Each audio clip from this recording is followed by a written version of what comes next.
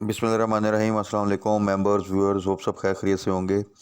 आज की वीडियो में डिस्कस कर लेते हैं मार्केट की नेगेटिव क्लोजिंग। और कल वीकेंड की वीडियो में यही एक्सपेक्ट कर रहे थे और यही डिस्कस किया था हमने। तो अब फर्दर हमारी स्ट्रेटजी क्या होनी चाहिए, उसको देख लेते हैं। और आज के जो टॉप 10 वॉल्यूम लीडर्स थे, उन स्टॉक्स को डिस्कस कर लेते हैं कि किस में क्या स्ट्रेटजी जो सी होनी चाहिए और इस वक्त वो किन पोजीशंस पे हैं। तो सबसे पहले आ जाएं मार्केट की तरफ। मार्केट की 242 की नेगेटिव क्लोजिंग आई है। सारा दिन ही मार्केट प्रेशर में रही, नेगेटिव रही। और एक टाइम पे तो मेरा ख्याल है नियर टू 400 भी जो सा मार्केट जो सा उसने डिप लिया था। तो रीज़न वही थी, आप सबको ही पता है कि जो एक मोमेंटम बना था अच्छी न्यूज़ का, और जो एमबीएस का एक विज़िट था, और वो भी डिले हो गया। अभी जब होपफुली वो रीशेड्यूल अगर होता है, कोई नई डेट आती है, तो वो जो एक इम्पैक्ट है वो सेट असाइड हो जाएगा। इसी तरह आईएमएफ के साथ जो एक मीटिंग थी वो भी अगर रीशेड्यूल होकर उसकी भी नई डेट आती है, तो ये जो एक इमीडिएट इम्पैक्ट आया फिर ये थोड़ा सा शॉर्ट लिव्ड होगा और मार्केट अपने आप को फिर थोड़ा सा एडजस्ट जो है वो कर लेगी इंशाल्लाह ताला। बाकी पॉलिटिकल साइड पे सिचुएशन अभी एक तो एक नॉर्मल रूटीन में एक आपका लॉन्ग मार्च चल रहा है।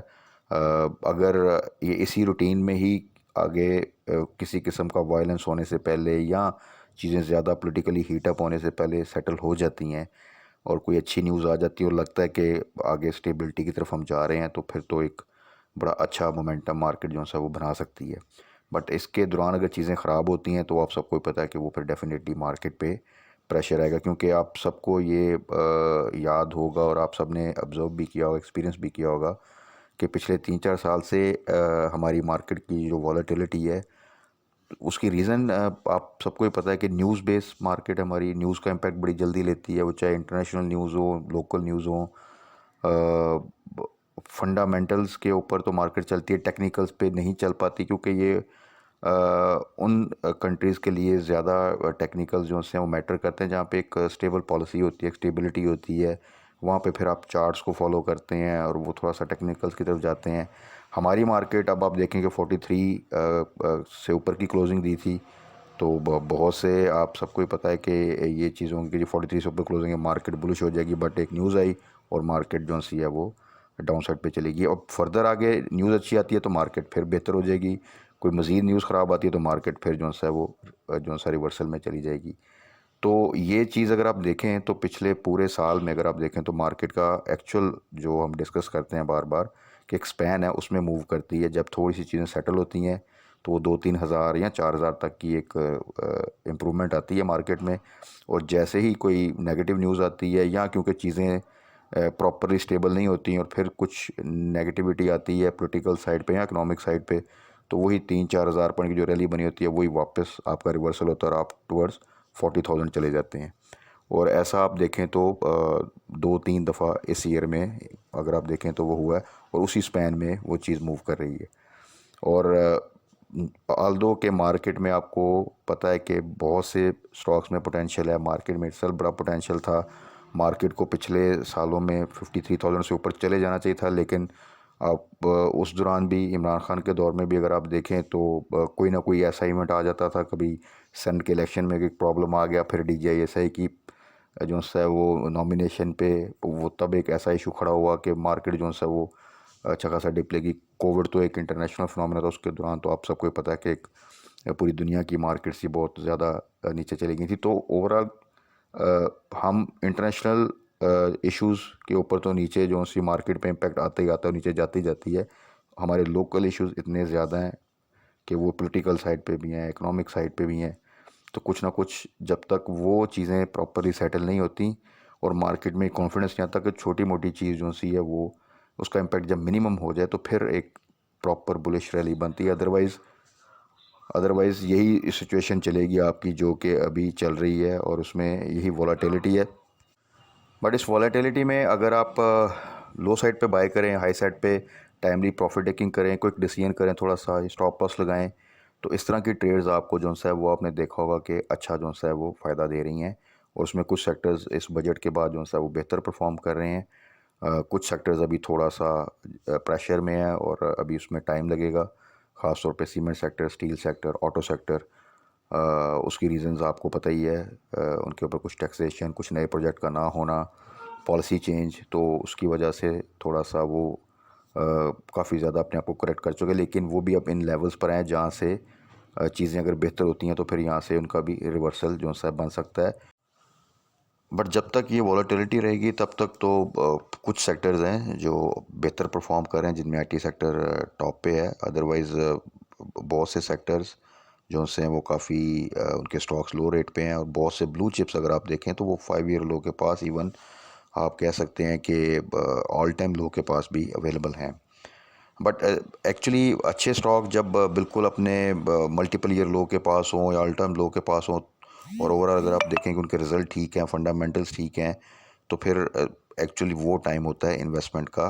तो हम एक्चुअली थोड़ा सा डिफरेंट प्ले करते हैं, जिसकी वजह से ज़्यादातर छोटा इन्वेस्टर लॉस करता है, कि हम एंट्री उस वक्त लेते हैं जब वो स्टॉक एक रैली बनाना शुरू कर देता है, और ऑलरेडी जब वो 15-20-30% की रैली बना लेता है तब हम उसमें एंट्री लेते हैं, जबकि वो बिल्कुल अपनी लो प्राइस के पास होता है और आपको वही एक स्टॉक जोन सा है वो बहुत ही चीप रेट पे मिल रहा होता है। वहाँ पे हम थोड़ा सा घबराते हैं, और जब वो स्टॉक 20-25% ऊपर चलता है तब हमें एक बड़ी अच्छी हिम्मत आ जाती है, और हम वो 20-25 की रैली भी मिस कर देते हैं और ऊपर हाई साइड पे बाय भी कर लेते हैं, और ये जानते हुए भी कि अभी मार्केट में वॉलेटिलिटी रह सकती है क्योंकि चीज़ें स्टेबल नहीं हैं, और इसी सिनेरियो में जब वो फिर डिप आता है तो हम उसमें स्टक हो जाते हैं।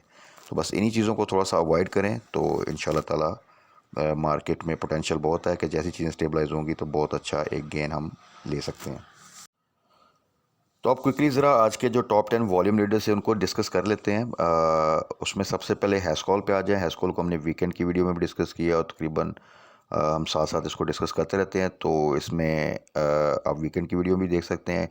क्विकली मैं बता दूं कि चीज़ें इंप्रूव हो रही हैं, और इसका हमने 8 का स्टॉप लॉस रखा था, और ये 7.5 के आसपास जो सा वहाँ से इसने फिर रिवर्सल लिया है। तो अगेन इसमें स्टिल पोटेंशियल है, और जैसे ये डिफ़ॉल्टर काउंटर में से निकलेगा फ्यूचर में, जिसके काफ़ी अच्छे चांसेस हैं, तो फिर ये आपको मल्टीपल डिजिट्स में नज़र आएगा। तो जिनका स्टॉप लॉस जो सा है वो हिट हो चुका है 8 पे, तो वो इसको फर्दर डिप पे 7.5 से नीचे अगर आता है 7.5 के पास, तो वहाँ पे बाय कर सकते हैं। और जिन्होंने अभी तक इसमें प्रॉफिट टेकिंग नहीं की वो 7.5 का स्टॉप लॉस लगा के फिर इसको होल्ड करें। उसके बाद आ जाएं जी पीटीसी। पीटीसी के रिज़ल्ट्स एक कंसिस्टेंट अच्छी ग्रोथ है ईपीएस में, और बड़ी लो रेट पे, ख़ास तौर पे जब 7 से नीचे होता है तो वो बहुत ही लो रेट है, वहाँ से हमेशा ये रिवर्सल लेता है। बहुत ज़्यादा मूवमेंट नहीं बनती, बट 1 रुपये की, ₹1.25 की ये मूवमेंट दे जाता है। तो जब भी 7 से नीचे है वहाँ पे आप टारगेट कर सकते हैं 1 रुपये का टारगेट रख के। जब मार्केट स्टेबलाइज होगी, बेहतर होगी, तो फिर इसमें फर्दर चांस है कि 2-3-4 रुपये का भी गेन दे सकता है। उसके बाद आ जाए जी लॉट कैम। लॉट कैम एक वो स्टॉक है जिसने पिछले 3 साल में बड़ी अच्छी ग्रोथ दिखाई है, और ये एक ज़माने में बिलो 10 ट्रेड करता था, फिर इसका एक स्पैन बना, आप कह सकते हैं 10 टू 17-18 के दरमियान, और अब जो से अगर आप देखें तो जब भी ये 28-27 से नीचे है तो वहाँ पे आप बाय कर सकते हैं, और 30 से ऊपर प्रॉफिट टेकिंग कर सकते हैं। अच्छी स्विंग ट्रेड्स ये दे रहा है, बट 30 से ऊपर इसमें एंट्री थोड़ी सी रिस्की है, तो जब भी आपको 28-27 के पास मिले तो वहाँ पे आप एंट्री ले सकते हैं। बहरहाल ओवरऑल एक अच्छा स्टॉक है, और कंसिस्टेंट ग्रोथ इसमें जो सी है वो आ रही है। उसके बाद आ जाए जी टीआरजी। टीआरजी में हमने बड़ा अच्छा गेन किया, और 120 के ऊपर हमने जो सी इसमें से एग्ज़िट ले लिया था, दोबारा फिर इसको टारगेट नहीं किया। टारगेट ये था कि अगर ये 100 के पास आता तो फिर इसको टारगेट किया जाएगा, क्योंकि अभी इसकी मूवमेंट थोड़ी सी जो सी थी वो डेंजरस है, और मार्केट भी जो सी है इस वक्त अगर आप देखें तो जो सिचुएशन है किसी वक्त भी उसमें प्रेशर आ सकता है। बट टीआरजी की मूवमेंट अब थोड़ी सी जो से कहते हैं कि इसमें जब गेम इस तरह की होती है तो इन रेट्स पे थोड़ा सा एंट्री लेना रिस्की होता है, so better to avoid at these rate. हाँ, जिनके पास होल्डिंग है वो अब इसको जो सा है 140 का स्टॉप लॉस रख लें और होल्ड करें, तो एक अच्छा प्रॉफिट में वो एग्ज़िट ले सकते हैं। उसके बाद आ जाए जी दीवान फ़ारूक मोटर्स। अब टोटल देखें जिनकी तो बिल्कुल सट्टा स्टॉक कह सकते हैं आप। एक पीछे मटेरियल इन्फॉर्मेशन आई कि ये किया कि कुछ व्हीकल्स जो है इनका एग्रीमेंट हो गया बनाने के लिए, 2 के लकी मोटर्स के साथ उनका ऑलरेडी एग्रीमेंट है। आप मे बी कुछ कमर्शियल व्हीकल्स के लिए इनका एग्रीमेंट हो, बट उसके पहले ही ये अपर कैप काफ़ी लगा चुका था, मल्टीपल कैप, उसके बाद इसने लोअर लॉक भी लगे। तो इन रेट्स के ऊपर दीवान फ़ारूक मोटर फॉर मी तो ऐसे स्टॉक्स में काफ़ी रिस्क हो सकता है, सो बेटर टू अवॉइड। उसके बाद सिनर्जी है जी, सिनर्जी 5 से नीचे थोड़ा रिस्क फ्री हो जाता है, बट मूवमेंट इसकी अभी की जो मार्केट सिनेरियो है, वॉलेटिलिटी में 1 आध रुपये की मूवमेंट ही इसमें बनती है, यानी 6 को क्रॉस किया था इसने कुछ अर्सा पहले, और फिर उसके बाद दोबारा से मार्केट की वॉलेटिलिटी की वजह से डाउन साइड पे आ गया 5 से नीचे। सो जिन्होंने अगर 6 से ऊपर बाय किया है वो इसको 5 से नीचे एवरेज कर सकते हैं, और जैसे ही पे 6 के पास जाए तो वहाँ पे आप प्रॉफिट टेकिंग करें, तो इस तरह आपकी एवरेज बेहतर हो सकती है और आप थोड़ा सा पॉजिटिव साइड पे आ सकते हैं।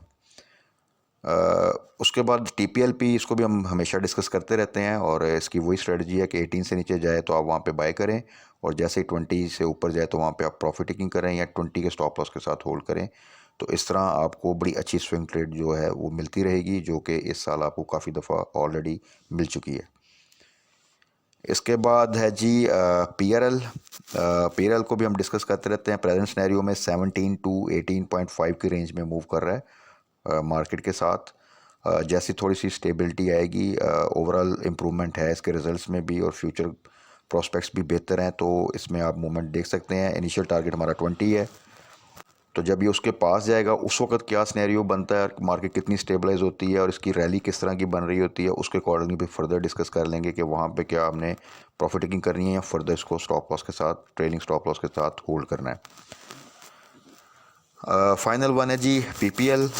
PPL तो अपने रिसेंटली आपको पता ही है, अपने ऑल टाइम लो के पास था, और उस प्राइस पे डेफिनेटली अगर किसी ने बाय किया था तो वो एक प्लस में ही होगा। और एक जो न्यूज़ थी, आपको पता है कि UAE की गवर्नमेंट को जो हम ऑफ़र कर रहे हैं, हमारी जो स्टॉक मार्केट में कुछ एक लिस्टेड कंपनीज़ हैं उनके स्टेक्स, तो उसकी वजह से अगर आप देखें तो OGDC, PPL, PSO, इनमें एक अच्छी मूवमेंट जो सी ये फ्राइडे को बनी थी। तो आज क्योंकि ये MBS का विज़िट जो आना था, तो वो भी आगे जो इन्वेस्टमेंट थी आपकी रिफाइनरी सेक्टर में, ऑयल एंड गैस सेक्टर वाली साइड पे थी, बट उसकी डिले की वजह से तो आज जो प्रेशर था, तो अगर आप देखें तो ऑयल एंड गैस सेक्टर में भी थोड़ी सी करेक्शन आई है। बट अगेन जो PPL OGDC की जो प्राइसेस हैं, इसमें डेफिनेटली रिस्क बहुत कम है, और थोड़ा सा आपको कुछ ना कुछ यहाँ पे गेन मिल सकता है अगर आप डिप पे एंट्री लें। लेकिन ओवरऑल काफ़ी अरसे से अगर आप देखें तो ब्लू चिप्स कंपनी सिर्फ यही नहीं, और भी डिफरेंट सेक्टर की वो काफ़ी लो साइड पे, और उनमें वो मूवमेंट नहीं बनी बिकॉज के हमारी फॉरेन इन्वेस्टमेंट जो सी थी वो नहीं आ पा रही थी। अब हम FATF से तो निकल चुके हैं, बट जो हमारा पॉलिटिकल सिनेरियो इस वक्त है उसकी वजह से अभी भी फॉरेन इन्वेस्टमेंट उस तरह नहीं आ रही। लेकिन अगर ये चीज़ें स्टेबलाइज होती हैं तो आने वाले दिनों में आप बहुत अच्छी मूवमेंट ब्लू चिप्स में देख सकते हैं।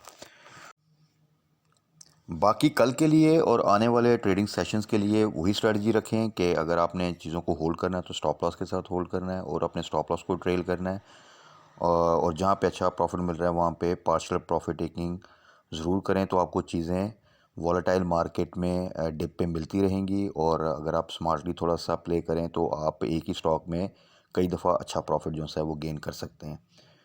तो बाकी कल मार्केट क्लोजिंग बाद फर्दर देख लेंगे कि क्या स्ट्रेटजी करनी है, क्या न्यूज़ आती हैं, और डिफरेंट सेक्टर्स में डिफरेंट स्टॉक्स अगर कोई अच्छा पोटेंशियल है उनमें तो उनको डिस्कस कर लेंगे। प्लस शुगर सेक्टर के जिस तरह हमने कुछ स्टॉक्स को डिस्कस किया, उसमें फर्दर कुछ स्टॉक्स को हम डिस्कस कर लेंगे जिनमें एक अच्छी ग्रोथ और एक वर्टिकल मूवमेंट बन सकती है। तब तक अपना ख्याल रखिएगा, दुआओं में याद रखिएगा। Stay blessed. अल्लाह हाफिज़।